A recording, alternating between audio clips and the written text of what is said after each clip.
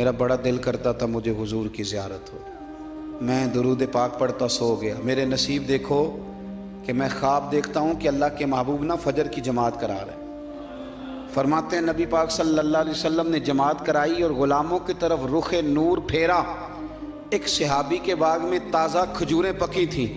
وہ صحابی ٹوکرے میں ڈال کے حضور کی بارگاہ میں لائے. نبی پاک صلی اللہ علیہ وسلم نے ایک کھجور اٹھائی اور اٹھا کے منہ میں رکھی. پھر حضور صحابہ کو دینے لگے. فرماتے ہیں قربان جائیں نمبر میرا بھی لگ گیا.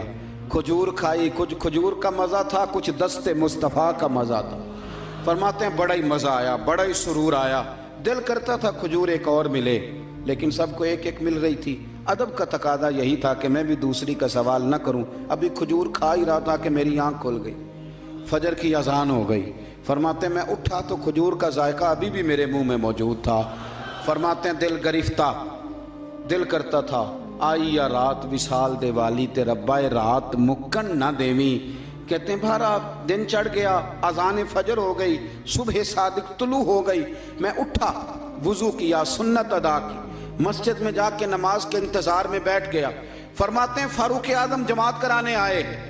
اتفاق دیکھیں کہ حضرت عمر نے بھی وہی صورتیں نماز میں شروع کر دیں جو رات خواب میں حضور نے نماز کے اندر پڑھی. میں سمجھا یہ اتفاق ہے, اتفاق ہے. لیکن جناب فاروق اعظم نے جب نماز پڑھا کے سلام پھیر کے لوگوں کی طرف رخ کیا تو کھجوروں کا ٹوکرا بھی آ گیا. میں نے سمجھا یہ بھی اتفاق ہے. فرماتے ہیں عمر نے ایک کھجور اٹھائی اور باقی بانٹنے لگے, اور عمر نے ایک کھجور مجھے بھی دی. کھجور میں نے کھائی, مزہ مجھے بڑا آیا. حضور صلی اللہ علیہ وسلم سے تو ادب کی وجہ سے نہیں مانگی تھی. عمر تو اپنا دوست تھا, اپنا یار تھا, مجھ سے ہر کام میں مشورہ لیتا تھا. کہتے میں نے فوراً کہا عمر ذرا ایک دینا, ایک کھجور اور دینا.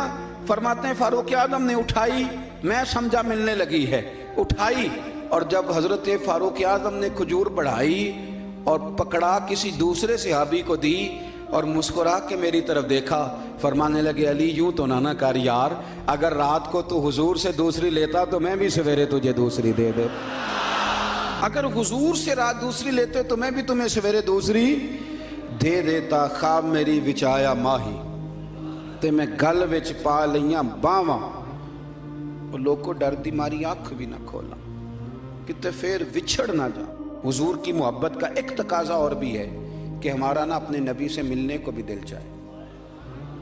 میں آپ کو ایک بات عرض کروں, شاید میں سارا دن ہی وظیفے بتاتا ہوں, دکان نہیں چلتی تو وظیفہ بتا دیں,